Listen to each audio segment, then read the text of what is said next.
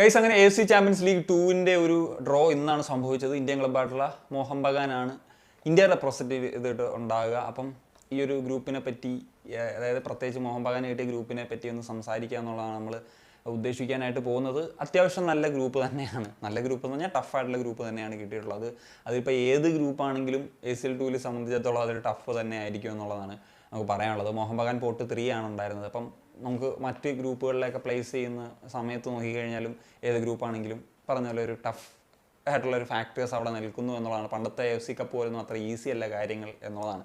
അപ്പോൾ പഞ്ഞിക്കിടാനുള്ള സാധ്യതകളുണ്ട്. പക്ഷേ അപ്പോൾ അത് വെച്ചിട്ട് നമുക്ക് ഒന്നും പറയാൻ പറ്റില്ല. കാരണം ബെറ്റർ ആയിട്ടുള്ള പെർഫോമൻസ് വരണമെന്ന് തന്നെയാണ് ഞാൻ പേഴ്സണലി ആഗ്രഹിക്കുന്നത്. കാരണം ഒരു ഇന്ത്യ റെപ്രസെൻറ്റ് ചെയ്തിട്ട് AFC ലെവലിൽ ഒരു ക്ലബ്ബ് പോവുകയാണ്. അപ്പോൾ അവരുടെ പെർഫോമൻസ് വളരെ ഇമ്പോർട്ടൻ്റ് ആണ്. നമ്മുടെ MA റാങ്കിങ്ങൊക്കെ കൂടാനും അതുപോലെ കൂടുതൽ ക്ലബ്സിനൊക്കെ പാർട്ടിസിപ്പേഷൻ കിട്ടാനും ഒക്കെ ഇപ്പോൾ പറഞ്ഞാൽ ഈ മോഹൻ ബഗാൻ അവിടേക്ക് പോയിട്ടുള്ള ഒരു പെർഫോമൻസ് ഈസ് വെരി ക്രൂഷ്യൽ. എന്താണെങ്കിലും ഈസ്റ്റ് ബംഗാളിന് കൂടി കളിക്കാനുള്ളൊരു സാധ്യത ഉണ്ടായിരുന്നു. പക്ഷേ അവർ പറഞ്ഞ അൽത്തി എന്ന് പറഞ്ഞിട്ടുള്ള തുർക്കമെനിസ്ഥാൻ ക്ലബ്ബുമായിട്ട് തോറ്റു. അതിനെപ്പറ്റി നമ്മൾ സംസാരിച്ചതാണ്. സോ അവർ ഈ പറഞ്ഞ പോലെ കൊൽക്കത്ത ഡെർബിക്ക് മോർ ഇമ്പോർട്ടൻസ് കൊടുത്തതുകൊണ്ടാണോ അവർ വിദേശ താരങ്ങളെയൊക്കെ റെസ്റ്റ് ചെയ്തിട്ട് അവർ AFC ചാമ്പ്യൻസ് ലീഗ് 2 പോലത്തെ ഒരു ഇമ്പോർട്ടൻറ്റ് പ്ലേ ഓഫ് മാച്ചിൽ ഇറക്കിയത് എന്നുള്ളതും ഒരിതാണ്. അവരെയൊക്കെ സെക്കൻഡ് ഹാഫിലേക്കാണ് ഇറക്കിയത്. നമുക്ക് കാര്യങ്ങളൊക്കെ അറിയാം. അതിനെപ്പറ്റി നമ്മൾ സംസാരിക്കുകയും ചെയ്തതാണ്. എന്താണെങ്കിലും മോഹൻ ബഗാനിലാണ് ഇനി എല്ലാ ഹോപ്സും ഇരിക്കുന്നത്. ഇനി നമുക്ക് ഈ കിട്ടിയ ടീമുകൾ, അതായത് ഈ ഗ്രൂപ്പ് എയിൽ നിന്ന് മോഹൻ ബഗാൻ നേരിടേണ്ടി വരുന്ന ടീമുകളെ പറ്റി ഒന്ന് പരിശോധിക്കാം. 1-ൽ നിന്ന് കിട്ടിയിട്ടുള്ളത് അൽ വഹറ എന്ന് പറഞ്ഞിട്ടുള്ള ഒരു ഖത്തർ ക്ലബ്ബാണ്. സോ താരതമ്യേന നോക്കുമ്പോഴത്തേക്കും ഡീസൻ്റ് ആയിട്ടുള്ള ഒരു ടീമിനാണ് കിട്ടിയിരിക്കുന്നത്. കാരണം സൗദി, ഇറാൻ പോലെയുള്ള രാജ്യങ്ങളിലെ ടഫായിട്ടുള്ള ഒപ്പോണൻസ് അവിടെ ഉണ്ടായിരുന്നു. അപ്പം അത്രയും വരില്ല എന്താണെങ്കിലും ഈ പറയുന്നില്ല ഖത്തർ ക്ലബ്ബായിട്ടുള്ള അൽ വഹറ എന്നുള്ളതാണ് മനസ്സിലാക്കുന്നത്. പിന്നെ അവർ ലീഗിൽ നോക്കുമ്പോഴും 4th ആണ് ഫിനിഷ് ചെയ്തത് കഴിഞ്ഞ ഖത്തർ സ്റ്റാർസ് ലീഗിൽ.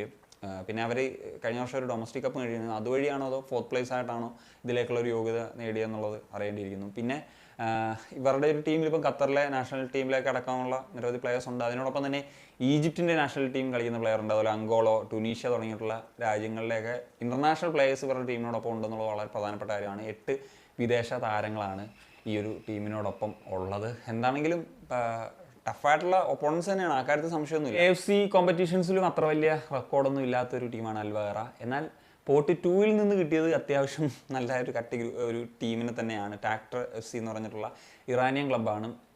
നേരത്തെ പറഞ്ഞ പോലെ AFC കോമ്പറ്റീഷൻസിൽ അൽ വഹറയ്ക്ക് വലിയ ഒരു റെക്കോർഡ് ഇല്ലെന്ന് പറഞ്ഞു. പക്ഷേ ഇവർക്ക് അത്യാവശ്യം നല്ല റെക്കോർഡുണ്ടെന്ന് പറഞ്ഞാൽ 2013 തൊട്ട് ഇങ്ങോട്ട് 6 വർഷങ്ങളിൽ കളിച്ചു. അതിൽ ഏറ്റവും കൂടുതൽ കളിച്ച 2021-ലാണ്. അന്ന് അവർക്ക് റൗണ്ട് ഓഫ് 16-ലൊക്കെ പ്രവേശിക്കാനായിട്ട് സാധിച്ചിരുന്നു എന്നുള്ളതാണ്. കഴിഞ്ഞ വർഷം പേർഷ്യൻ ലീഗിൽ 4th ആയിട്ടാണ് അവർ ഫിനിഷ് ചെയ്തിട്ടുണ്ടായിരുന്നത്. പിന്നെ ഇറാനിലെ തന്നെ മോസ്റ്റ് ഫാൻ ബേസ് ഉള്ളൊരു ക്ലബ്ബാണ്. അതായത് ഇപ്പം ഇസ്ലിഗ്രാലും പെർസപോളിസിനോടൊപ്പം തന്നെ ഏറ്റവും കൂടുതൽ ഫാൻസ് ഉള്ള ഒരു ക്ലബ്ബ് തന്നെയാണ്.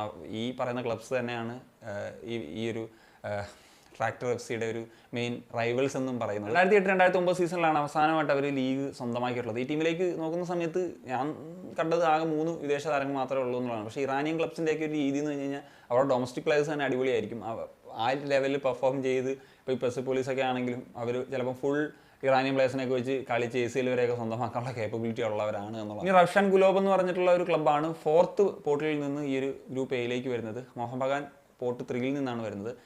ആദ്യം പറഞ്ഞ 2 ക്ലബ്ബുകൾ വെച്ച് നോക്കുമ്പോൾ താരതമ്യേന മാനേജ് ചെയ്യാൻ മോഹൻ ബഗാന് കഴിയുന്ന ഒരു ക്ലബ്ബ് ഈ ഒരു തജിക് ക്ലബ്ബാണ്. ഈ പറഞ്ഞ പോലെ തജിക്കിസ്ഥാൻ ക്ലബ്സിൻ്റെ കാര്യം എടുത്തു കഴിഞ്ഞാൽ അവർ ഈ പറയുന്ന പോലെ വലിയൊരു ഒരുപാട് സ്പെൻഡ് ചെയ്തിട്ട് വരുന്നൊരു ക്ലബ്ബൊന്നും അറിയത്തില്ല. പക്ഷേ അവരുടെ ഡൊമസ്റ്റിക് പ്ലെയേഴ്സ് ആണെങ്കിലും ഒക്കെ നല്ലൊരു കേപ്പബിലിറ്റി, വളരെ ടെക്നിക്കലായിട്ട് നല്ല പ്ലെയേഴ്സൊക്കെ ആയിരിക്കും. ഈ പറഞ്ഞ പോലെ അൽത്തീന അസീറിൻ്റെ കാര്യമൊക്കെ എടുത്തു കഴിഞ്ഞാലും അങ്ങനെ ഒരു വലിയ മാർക്കറ്റ് വാല്യൂ പോലും നമുക്ക് അവകാശപ്പെടാനുള്ള ഒരു ക്ലബ്ബൊന്നുമില്ല. ഇപ്പോൾ ഞാൻ ചുമ്മാ മാർക്കറ്റ് വാല്യൂവിൽ അത്ര ഒരു കാര്യം കാണണമെങ്കിലും അതിൻ്റെ ഒരു കമ്പാരിസൺ നടത്തുമ്പോൾ ഇപ്പം അൽത്തീന അസറിൻ്റെ കാര്യം പറയുമ്പോൾ ഏതാണ്ട് 10 കോടിയോ മറ്റോ ആയിരുന്നു അവരുടെ മാർക്കറ്റ് വാല്യൂ ഇന്ത്യൻ റുപ്പീസ്.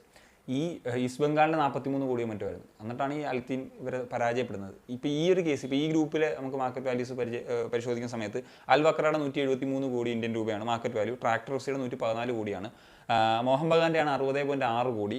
എന്നാൽ കുലോബിൻ്റെത് 11.8 കോടിയാണ്. ഒരു വലിയൊരു ഡിഫറൻസ് നമുക്ക് അവിടെ കാണാൻ സാധിക്കില്ല. പക്ഷേ ഈ പറഞ്ഞ പോലെ ഈ തജിക് ക്ലബ്ബുകളുടെയൊക്കെ ഒരു പ്രത്യേകത അവർക്ക് പറഞ്ഞ 8 വിദേശ താരങ്ങളൊക്കെ മറ്റോ ഉണ്ട്.